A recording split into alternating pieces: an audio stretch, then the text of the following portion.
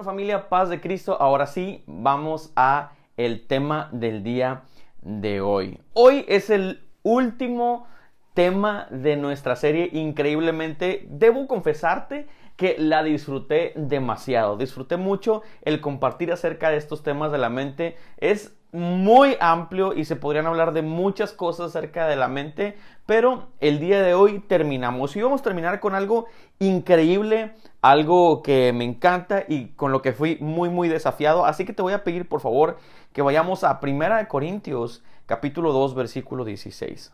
Dice así: pues, ¿quién puede conocer los pensamientos del Señor? ¿Quién sabe lo suficiente para enseñarle a Él? Pero nosotros entendemos estas cosas porque tenemos la mente de Cristo. Ahora vamos a Filipenses 2, vamos a leer del versículo 5 al 8. Dice así: haya pues en vosotros este sentir que hubo también en Cristo Jesús, el cual, siendo en forma de Dios, no estimó el ser igual a Dios como cosa a que aferrarse, sino que se despojó a sí mismo, tomando forma de siervo, hecho semejante a los hombres. Y estando en la condición de hombre, se humilló a sí mismo, haciéndose obediente hasta la muerte y muerte de cruz. Señor, gracias por tu palabra. Gracias porque podemos, Señor, aprender acerca de la mente, Dios. Gracias, Dios, porque creemos que tienes ese poder para transformar nuestros pensamientos, Señor. Abrazamos, Señor, eso y vamos hacia nuestra renovación de la mente. En el nombre de Jesús, en tu nombre, Padre. Amén y amén. Bien, me encanta ambos versículos. Me encanta 1 Corintios, me encanta lo que Pablo propone aquí. Pablo dice: ¿quién puede conocer los pensamientos del Señor? ¿Quién sabe lo suficiente como para enseñarle al Señor? Pero entonces me gusta esta última parte porque asevera que nosotros podemos entender la mente del Señor porque tenemos la mente de Cristo. No sé si tú lo sientes que tienes la mente de Cristo. Particularmente creo que me falta mucho para llegar a ese parámetro final de tener la mente de Cristo. Pero vamos hacia allá, vamos caminando hacia nuestra transformación para llegar a tener esa perspectiva que tiene Cristo. Queremos como iglesia desarrollar la mente de Cristo en nuestras vidas. Y luego Filipenses 2 propone algo también súper interesante. Dice: haya pues en vosotros el sentir de Cristo. O sea, si tú estuviste en los temas pasados, te vas a dar cuenta de que los sentimientos están 100% ligados a lo que pensamos. Entonces podemos entender que el sentir que Cristo tiene de salvar a la humanidad nació en el pensamiento. Entonces, me encanta leer ambos textos, los escogí porque uno habla acerca de que nosotros tenemos la mente de Cristo y que es importante desarrollar la mente de Cristo, y otro habla que tenemos que sentir como siente Cristo. No sé si alguna vez hayas tratado de analizar la manera en la que piensa otra persona, un amigo tuyo, una amiga, tu papá, tu mamá. Particularmente cuando pensaba en esto, me acordaba acerca de cuando estaba chiquito y trabajaba con mi papá en algunas cosas. Y recuerdo que, por ejemplo, si le ayudaba en algo que tenía que ver con madera, no sé, si estaba haciendo una mesa o si estaba haciendo una puerta o si estaba haciendo cualquier cosa que tenía que ver con madera, pues a mí me tocaba agarrar la madera para que él pudiera usar el serrucho. Y me daba una instrucción y luego me daba otra y yo no entendía la manera de pensar de mi papá. No sé si tú eres, si tú creciste con tu papá y te tocó ayudarle en ciertas cosas, creo que me vas a entender. Si nos tocaba, por ejemplo, pintar la casa, me daba una instrucción y me daba otra y no entendía lo que pensaba. Y eso para un niño de 9, de 8, de 7 años es un poco frustrante. Luego ya con el tiempo comprendí un poco por qué mi papá pensaba como pensaba. Ya cuando me casé, ya cuando formé mi familia, obviamente ya pude entender un poco la manera en la que mi papá pensaba, pero en ese entonces era un poco frustrante para mí porque yo no llegaba a entender la manera en la que mi papá operaba, la manera en la que mi papá actuaba o hacía cosas. Hombres, ¿Has intentado descifrar la manera en la que piensa una mujer? ¿Lo has intentado alguna vez? Mira, de una vez te lo digo, ni lo intentes. Te vas a frustrar, no vas a poder.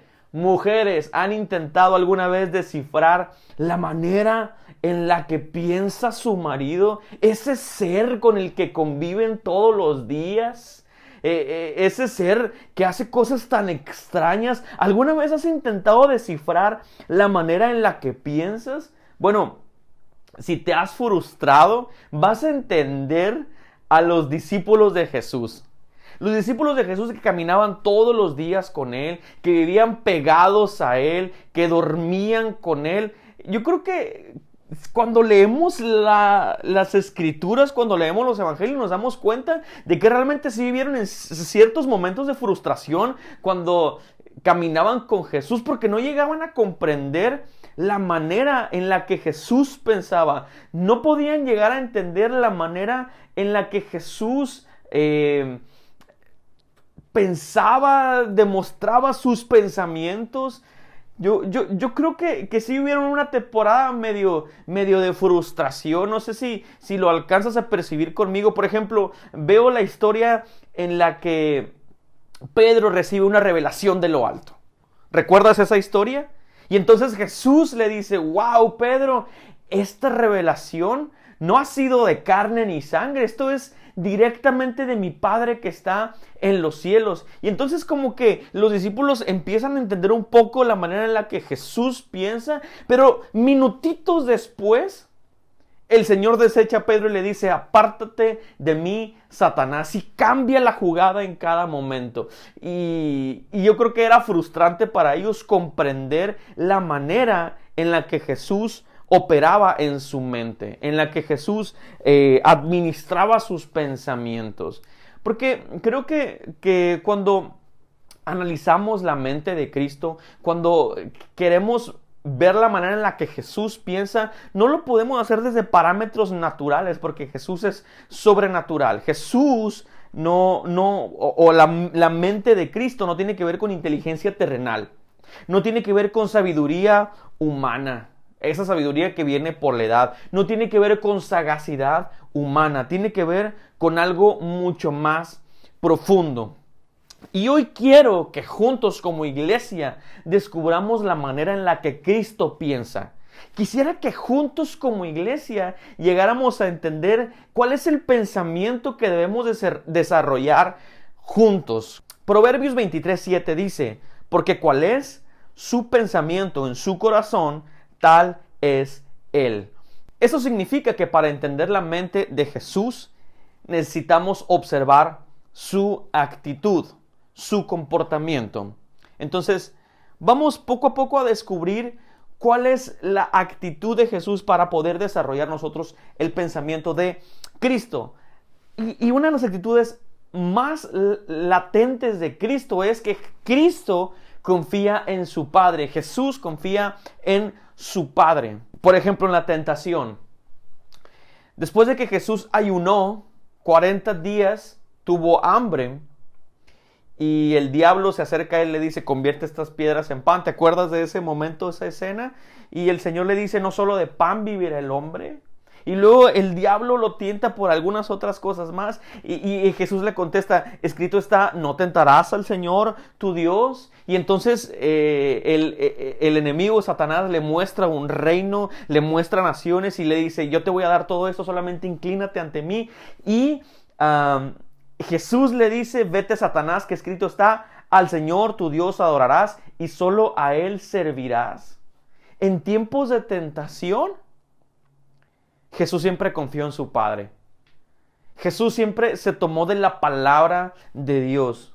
En el Getsemaní, uno de los peores momentos de Jesús, si no es que el peor, momento de estrés total, porque estaba a punto de ser crucificado. Y en ese momento, en oración, Jesús le dice a su Padre: Padre mío, si es posible, pasa de mí esta copa, pero que no se haga mi voluntad, sino la tuya. Y me encanta porque Jesús ahí nos está demostrando que en medio de la tribulación y de los peores momentos, siempre es mejor la voluntad de Dios a nuestra voluntad.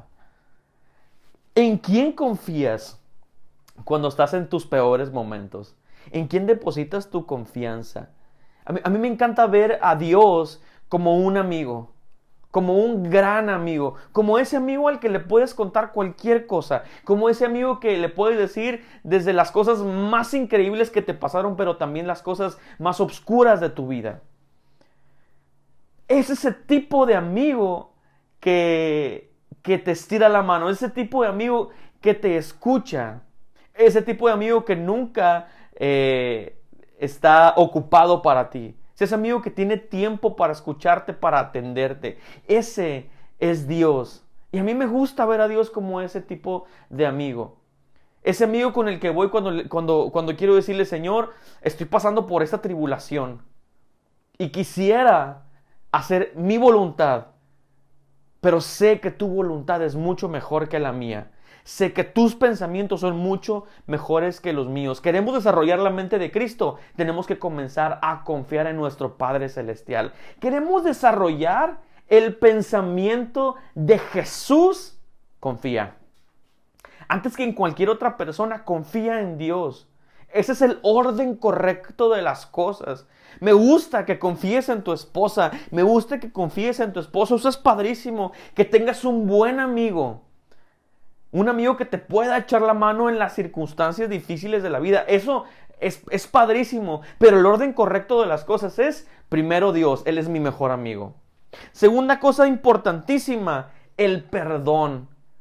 Cuando Jesús enseña a orar a sus discípulos, les dice, oren así: Padre nuestro que está en los cielos, santificado sea tu nombre. Tú recuerdas esta oración. Pero hay una parte de esa oración en la que les dice, perdona nuestros pecados, así como nosotros perdonamos a aquellos que nos ofenden, a aquellos que dicen cosas malas de mí, a aquellos que me juzgan. Jesús es perdón. En otra ocasión le preguntan, Señor, ¿cuántas veces debemos de perdonar? 7 veces. Jesús le dice, hasta 70 veces 7. Esas son las veces que debemos perdonar. Jesús crucificado, después de haber sido latigado, después de haber sido insultado, después de haber sido humillado en la cruz del Calvario, la oración de Jesús es, Señor, Padre, perdónalos porque no saben qué es lo que hacen. Queremos desarrollar la mente de Cristo. Nuestra actitud 100% debe ser de perdón. Lo hablábamos en Grupo Conexión del viernes. Hablábamos mucho acerca del amor, pero que está 100% ligado al perdón. Y el perdón no solamente es necesario para desarrollar la mente de Cristo, sino que es sumamente liberador. El Señor nos hace libres cuando aprendemos a perdonar a otras personas. Y me encanta porque Jesús es un Dios que perdona. Cuando nosotros empezamos a desarrollar la mente de Cristo, es cuando empezamos a perdonar. Número 3, Jesús no hace acepción de personas. Mira, para Jesús, para Cristo, no hay razas, no hay naciones favoritas. Jesús acepta a todos por igual. No hay idiomas, no hay clases sociales. Nosotros como seres humanos somos muy elitistas. Nosotros como seres humanos sí somos muy clasistas. Pero para Jesús todos somos iguales. Él nos ama a todos por igual. Por ejemplo, Jesús habla con samaritanos. Jesús habla con leprosos, sana a leprosos. Jesús tiene cercanía con personas que en el momento en el que Jesús pisaba en esta tierra eran desechadas por todos los demás. Eran desechadas obviamente por los judíos, pero también por muchas otras personas. Samaritanos, cobradores de impuestos, leprosos, enfermos, cojos. Para Jesús, los sanos físicamente y los enfermos físicamente eran todos por igual. Raza, nación. Gálatas 3:28 dice, ya no hay judío ni griego, No hay esclavo ni libre, no hay varón ni mujer, porque todos vosotros sois uno en Cristo Jesús. Si Cristo no hace acepción de personas, ¿por qué yo debería de hacerlo? Y cuarto actitud o cuarto concepto que quiero compartirte hoy para desarrollar la mente de Cristo es: Jesús es siervo. Dice la palabra que el Hijo del Hombre no vino para ser servido, sino para servir y dar su vida en rescate de muchos. Ese es mi Jesús, ese es Cristo, ese es mi Dios, ese es nuestro Dios. Queremos desarrollar una mente como la de Cristo, queremos desarrollar una manera de pensar como la de Cristo. Comencemos a servir más. A eso vino Jesús. ¿Quieres una escena en donde se demuestra esta actitud de Cristo? Mira a Jesús lavando los pies de sus discípulos, con los que caminó 3 años, lavando sus pies, diciéndoles: el que quiera ser el mayor tiene que aprender a humillarse, a ser el menor de todos, a servir a los demás. A eso vinimos a esta tierra, a servir a otras personas. A eso vinimos, para eso somos iglesia, para servir a otras personas. Si estamos pensando que somos la iglesia para ser servidos, estamos en la iglesia incorrecta. La iglesia, la verdadera iglesia de Cristo, está en esta tierra para servir. Y si queremos demostrar la mente de Cristo, nuestro corazón tiene que estar 100% en servir. Y quiero resumirte lo que hemos hablado el día de hoy. Número 1, confía en tu Padre. Número 2, aprende a perdonar. Número 3, no hagas acepción de personas. Y número 4, aprende a servir con más intensidad, con más profundidad. Sé con todo mi corazón que como iglesia vamos a llegar a desarrollar cada día más la mente de Cristo. Pero tenemos que analizar las actitudes de nuestro Dios. Tenemos que analizar con detenimiento las actitudes de Cristo.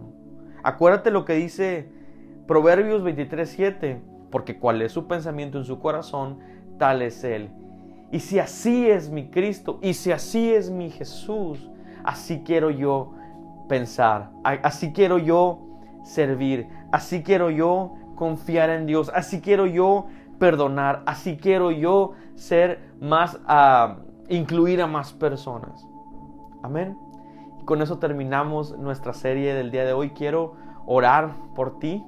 Quiero orar para que esta palabra penetre en lo más profundo de tu corazón. Quiero orar para que esta palabra pueda ser abrazada por ti, por tu familia. Si hay alguien que no conoce a Cristo el día de hoy, bienvenido. Qué bueno que te quedaste hasta este momento. También quiero orar por ti. Oremos en el nombre de Jesús. Señor, gracias porque nos das tu palabra. Gracias, Padre Santo, porque podemos ser edificados, porque construyes cada parte de nuestro ser con tu palabra, Dios.